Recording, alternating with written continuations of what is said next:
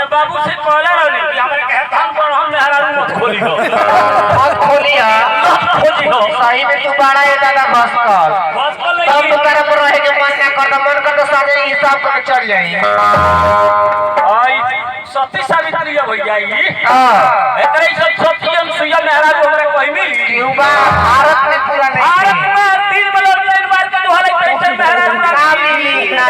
एकरा से कौन धाम बाकी नहीं के ऊ धाम बसवारी धाम रोहर धाम बुआरी धाम उल्टा सीधा बोलला तो बुझ रखिए अपन बारे में पढ़ा का करी और ये धाम में तो लिया ई ना कह कि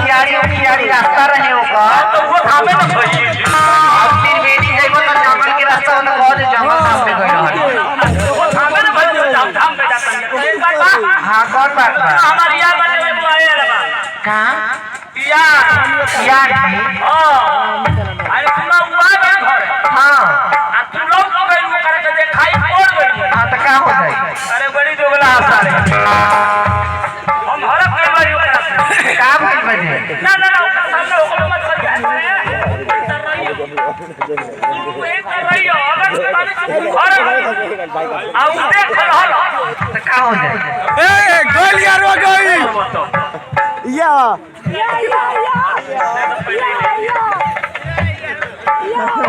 तो आ देव तब न ले मते आए अरे उन्हीं के देख हमारे के दो नंबर पहले हमरे के ना दो अरे देख का दो नंबर हाय तो मेला अंदर गोप से पकड़ लगी उ बाइना देने बड़ा रमन के फरिया ले अरे अगर हमरा लगा जमा होई तो फरिया ले तारा होई तो तू फरिया आता अब एकरे बनिए तो तारा के काट दे दी ठीक बच्चा लिया हां बोली होई तो घर में ढुका आवत होई जरबा ठीक बा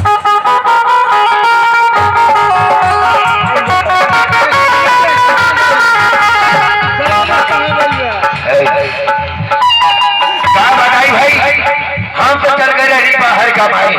आज 5 साल के बाद घरे लौटल बाड़ी अब हमारी अरवा खोज करने रहे कि अरवा गलवारे बाहर तो हमरा बकरा बढ़िया एगो काम खोज ले रही अपन यार बकरा तो बढ़िया काम खोज ले बाड़ी आज यार 1-2 दिन के अंतराल के बाद हमनी के बाहर निकले के बाद अच्छा चलो तारी हम